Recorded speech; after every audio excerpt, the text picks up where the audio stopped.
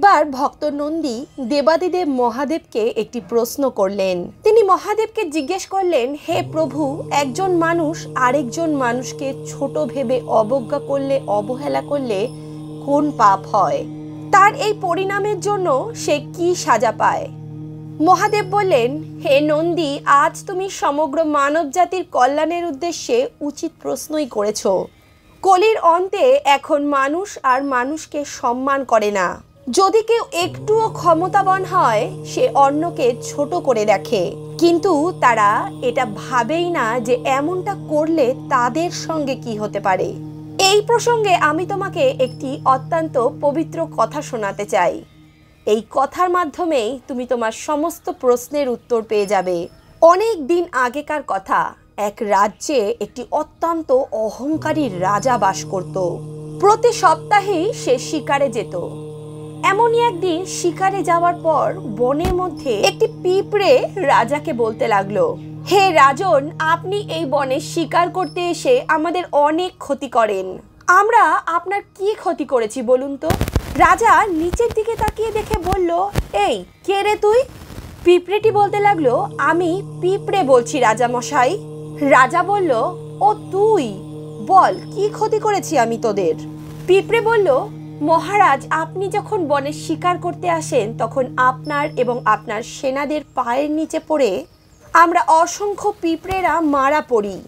এইভাবেই যদি নিরন্তর আমরা মারা যেতে থাকি তাহলে আমাদের বংশের কি হবে? আমাদের ছোট ছোট সন্তানেদের কি হবে? আমরা চলবো কি করে? আমরা তো আপনাদের কোনো ক্ষতি করিনি। রাজা বলতে লাগলো, আমি হলাম রাজা, আমার শিকার করাই শখ। তোর মতো ক্ষুদ্র একটা পিঁপড়ের জন্য কি আমি আমার শখ ছাড়বো? পিঁপড়ে বলল, আমরা ছোট বলে আমাদের অবহেলা করবেন না। আপনাদের যে ঈশ্বর সৃষ্টি করেছেন আমাদেরও তিনিই সৃষ্টি করেছেন। তাই আপনি এবং আমি দুজনে একই ভগবানের সন্তান। আর আমরা আপনার কোনো তো ক্ষতি করিনি, বরঞ্চ কোনো সময়ে আমরা হয়তো আপনার সেবাও করতে পারি, আপনার উপকারেও আসতে পারি।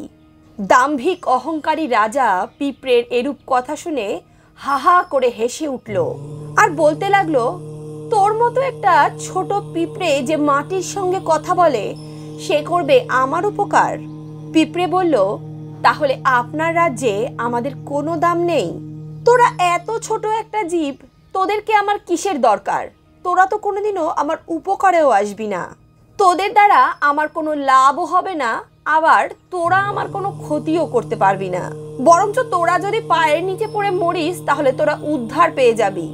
তোদের এই পিঁপড়ের জীবন থেকে তোরা বেঁচে যাবি। পিঁপড়ে বলল, এই প্রাণ ভগবানের দান, শুধুমাত্র তারই ক্ষমতা আছে কোনো ব্যক্তির প্রাণ হরণ করার। এছাড়াও আমরা আপনার উপকারও করতে পারি, আবার আপনার ক্ষতিও করতে পারি। এই বলে পিঁপড়েটি রাজার পায়ে কুটুস করে একটা কামড় বসিয়ে দিল। রাজামশাই ব্যথায় চিৎকার করে উঠল আর বলতে লাগলো, তোর এত বড় সাহস, তুই আমাকে কামড়ালি? তবে দেখ এবার তোর সঙ্গে আমি কি করি। একজন রাজা কখনো তার শত্রুকে বেঁচে থাকতে দেয় না। এই কথা বলে রাজা পা দিয়ে সেই পিঁপড়েটিকে পিষে মেরে ফেলল। দেবাদিদেব মহাদেব বললেন, হে নন্দী, এরপর মন দিয়ে শোনো, পিঁপড়েটিকে মারার পর সমস্ত পিঁপড়েরা কি করলো। ওই পিঁপড়ের মৃত্যুতে সমস্ত পিঁপড়েরা কষ্ট পেল। তারা এক জায়গায় সমবেত হলো এবং নিজেদের মধ্যে আলোচনা করতে লাগলো, রাজা আমাদের ছোট ভেবে আমাদের এক সদস্যকে পায়ে পিষে মেরে দিল। তো এবার রাজা বুঝবে যে আমাদের কত ক্ষমতা ও আমাদের কত বুদ্ধি। পিঁপড়ে ছোট হলেও তারা হেলাফেলা করার মতো জীব নয়। যেমন কথা তেমন কাজ। দল বেঁধে পিঁপড়েরা চলল রাজপ্রাসাদের দিকে। তখন ছিল গভীর রাত। রাজা রানী ঘুমিয়েছিল। হঠাৎই রাজা ধরপড় করে বিছানার উপর উঠে বসলো এবং হাত পা জোরে জোরে চুলকাতে লাগলো। তিনি যন্ত্রণায় অসহ্য হয়ে বাতি জ্বালালেন। দেখলেন সমস্ত পিঁপড়েরা দল বেঁধে তাকে আক্রমণ করেছেন। সহ্য না করতে পেরে চিৎকার করতে লাগলো রাজা। রানী, যিনি রাজার পাশেই ঘুমিয়েছিলেন, রাজার চিৎকার শুনে তিনি ধরপড়িয়ে উঠলেন। রানী বলতে লাগলেন, হে রাজামশাই, আপনার কি হয়েছে? রাজা বলল, রানী দেখো, আমার হাত পায়ের অবস্থা দেখো, কি ভয়ঙ্করভাবে কামড় বসাচ্ছে এই পিঁপড়েরা আমার সমস্ত শরীরে। আমি যন্ত্রণায় কাতর হয়ে যাচ্ছি, আমাকে দয়া করে বাঁচাও। রানী তখন 2 হাত দিয়ে পিঁপড়েদের মারতে লাগলো। একটা পিঁপড়েকে মারে তো 10টা পিঁপড়ে রাজাকে আরো জোরে কামড়াতে শুরু করে। সঙ্গে রানীও 2-1টা কামড় খেয়ে গেল। ফলে রাজার সঙ্গে রানীও চিৎকার করতে লাগলো এবং জোরে জোরে লাফালাফি করতে লাগলো। রাজা চাকর বাকর পেয়াদা যা ছিল সবাইকে ডাকাডাকি করতে লাগলো। তারা এসে দেখছে রাজা লাফাচ্ছে ও তার সমস্ত শরীর চুলকাচ্ছে। তখন সবাই মিলে রাজার হাত পা সমগ্র শরীর চুলকাতে লাগলো। রাজামশাই কাতর স্বরে চিৎকার করতে লাগলো আর বলতে লাগলো, ছোট ছোট পিঁপড়েদের কামড়ের কি জ্বালা। ওরে তোরা আমাকে বাঁচা, আমাকে তো খেয়ে ফেললো এই পিঁপড়েগুলো। এইভাবেই নিরন্তর পিঁপড়েরা রাজাকে কামড়াতে লাগলো। সময় অতিবাহিত হতে লাগলো এবং রাত ভোরে পরিণত হলো। অনেক পিঁপড়েরা সেখানে মারা গেল এবং অনেকে সেই স্থান ছেড়ে চলে গেল। সকাল হতেই রাজা নিজের দরবারে গিয়ে বসলেন। কথাবার্তা চলছিল, এর মধ্যেই রাজা হঠাৎই লাফিয়ে উঠলেন। তারপর মুখ পাকিয়ে পিঠ পাকিয়ে এঁকে বেঁকে চুলকাতে লাগলেন। রাজা কোনো কথা বলার পরিস্থিতিতেই থাকলেন না। পিঁপড়েরা রাজার পুরো শরীরে যেখানে সেখানে কামড়াতে লাগলেন। রাজার পিঠে, মাথায়, কানে, হাতে, পায়ে, জামার পকেটে, পায়ের জুতোর ভিতর সমস্ত জায়গায় ছোটাছুটি করছে আর এমন ভাবে কামড়াচ্ছে রাজাকে যে রাজা স্থিরভাবে বসে থাকতে পারল না। সমস্ত শরীরে রাজার এমন ভাবে চুলকানি হতে থাকলো, রাজা দৌড়ে গিয়ে ঝাঁপ দিল তার বাড়ির পুকুরে। প্রতিদিন একই ধরনের ঘটনা ঘটতে শুরু করলো। তবে আশ্চর্য বিষয় এটাই যে পিঁপড়েরা শুধুমাত্র রাজাকেই কামড়ায়, আর কাউকে কামড়ায় না। কবিরাজ ডাকা হলো। তিনি বললেন রাজার পুরনো সকল বস্ত্র আদি পুড়িয়ে ফেলতে হবে। কবিরাজের বলা পরামর্শ অনুযায়ী রাজার সমস্ত পুরনো পোশাক পুড়িয়ে দেওয়া হলো। নতুন পোশাক আনানো হলো এবং রাজাকে নতুন পোশাক পরিধান করানো হলো। কিন্তু তাতে কোনো লাভ হলো না, কারণ অসংখ্য পিঁপড়েরা বসে আছে রাজার নতুন পোশাকে।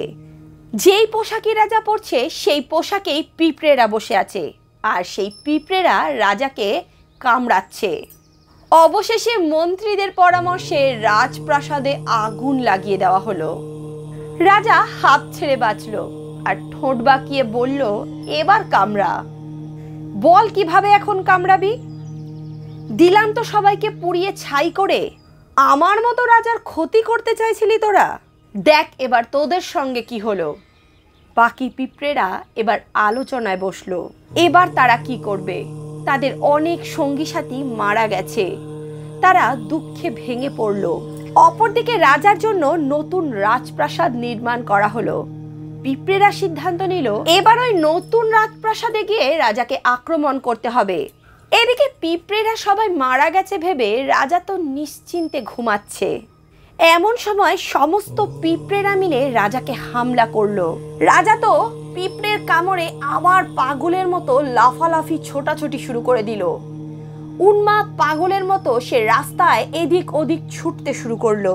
সবাই বলতে লাগলো রাজা মনে হয় পাগল হয়ে গেছে। রাজা মনে মনে ভাবলো, সামান্য পিঁপড়ের জন্য আমার এত বড় বদনাম হয়ে গেল, আমাকে সবাই পাগল বলল।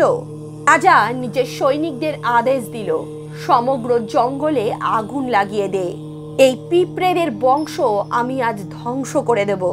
রাজার হুকুমে বনে আগুন ধরিয়ে দেওয়া হলো। মুহূর্তের মধ্যেই সমস্ত বন পুড়ে ছারখার হয়ে গেল। কিছু পশু পাখি ও পিঁপড়ে মারাও গেল, আর বাকিরা যারা জীবিত ছিল তারা পালিয়ে গেল লোকালয়ে। হিংস্র পশুদের লোকালয়ে দেখে রাজ্যের মানুষ ভয়ের এদিক ওদিক ছুটতে লাগলো। রাজার এমন কাণ্ড দেখে সমস্ত নগরবাসী বলতে লাগলো, স্বৈরাচারী রাজা এবার পাগল হয়ে গেছে। রাজ্যকে বাঁচাতে গেলে এই পাগল রাজাকে নির্বাসনে পাঠাতেই হবে। তাই সকলে মিলে রাজাকে নির্বাসনে পাঠালো। রাজ্য ও ক্ষমতা হারিয়ে রাজা মনের দুঃখে বনের মধ্যে ঘুরতে লাগলো। রাজার 2 চোখ দিয়ে অশ্রুধারা নিরন্তর বইতে লাগলো। রাজার পেটে খাওয়ার নেই, তাই পা আর চলছে না। ক্লান্ত হয়ে রাজা একটা গাছের নিচে বসলো। রাজা মনের দুঃখে বসে বসে চিন্তা করছিল। তখনই রাজা দেখলো এক ঝাঁক পিঁপড়ে তার দিকে লাইন দিয়ে এগিয়ে আসছে। রাজা একটু পা গুটিয়ে বসলো আর বলতে লাগলো, হে পিঁপড়েরা, তোমরা এখন কি চাও? আমাকে তো তোমরা রাজা থেকে ভিখারি বানিয়ে দিয়েছো। পিঁপড়েরা বলতে লাগলো, রাজন, আমরা তো এই বনেই থাকি, তবে আপনি কি সেই রাজা যে পিঁপড়েদের ছোট বলে অবহেলা করেছিল, তাদেরকে মেরে ফেলতে সমস্ত জঙ্গল পুড়িয়ে দিয়েছিল, বিনা দোষে তাদেরকে পায়ের তলায় পিষে মেরেছিল? পিঁপড়েরা বলল, রাজন, আপনি তো অনেক আনন্দ পেয়েছিলেন। রাজা চুপ করে থাকলো, সে কিছুই বলল না। পিঁপড়েরা বলল, রাজা মশাই, এবার আমরা আপনার উপকার করব। এ কথা বলে একে একে সব পিঁপড়েরা লাইন দিয়ে গাছের উপর উঠতে শুরু করলো এবং গাছের থেকে সুস্বাদু ফল মাটিতে ফেলতে লাগলো। ক্ষুধার্ত রাজা সবগুলো ফল নিমেষের মধ্যে খেয়ে নিল আর একটা লম্বা শ্বাস নিয়ে বলল, সত্যি দুনিয়ায় কেউই অপ্রয়োজনীয় নয়, সবার দরকার আছে। কেউ ছোট নয়, সে আকারে যতই ছোট হোক না কেন। কাউকে অবহেলা করা কখনোই উচিত নয়। বন্ধুরা, এই প্রকারেই বাবা ভোলানাথ নন্দী মহারাজকে এই পবিত্র কথা শুনিয়েছিলেন। প্রিয় বন্ধুরা, এই কাহিনী থেকে আমাদের একটা শিক্ষা নেওয়া উচিত। এই পৃথিবীতে কাউকে ছোট মনে করা উচিত নয়। এই পৃথিবীতে জন্মানো প্রত্যেকটি জীবকে ভগবান নিজের ইচ্ছায় এই পৃথিবীতে পাঠান। প্রত্যেকটি জীবের মধ্যে যে প্রাণবায়ু রয়েছে তা সকলের ক্ষেত্রে একই রকমের। আপনার শরীরে কোথাও ক্ষত হলে আপনার যেমন কষ্ট হয়, আপনার যেমন ব্যথা লাগে, অন্য কোনো প্রাণীকে যখন আপনারা কষ্ট দেন তাদেরও একই রকম ব্যথা লাগে। তফাৎ শুধু একটাই, আমরা বলতে পারি এবং তারা কথা বলতে পারে না। তাই বন্ধুরা, ঈশ্বরের সৃষ্ট সমস্ত জীবকে সম্মান জানানো উচিত এবং কোনো প্রাণীকেই ছোট বলে, নগণ্য বলে তাকে অপমান করা উচিত নয় অথবা অবহেলা করা উচিত নয়। কারণ একটা ছোট পিঁপড়েও একটি সমৃদ্ধশালী রাজাকে ভিখারিতে পরিণত করতে পারে। বন্ধুরা, আজকের ভিডিও যদি আপনাদের উপকারে আসে, যদি ভিডিও আপনাদের ভালো লাগে, তাহলে অবশ্যই ভিডিওটিতে একটি লাইক করুন এবং অন্তর্মন থেকে আমার সঙ্গে বলুন, রাধে রাধে।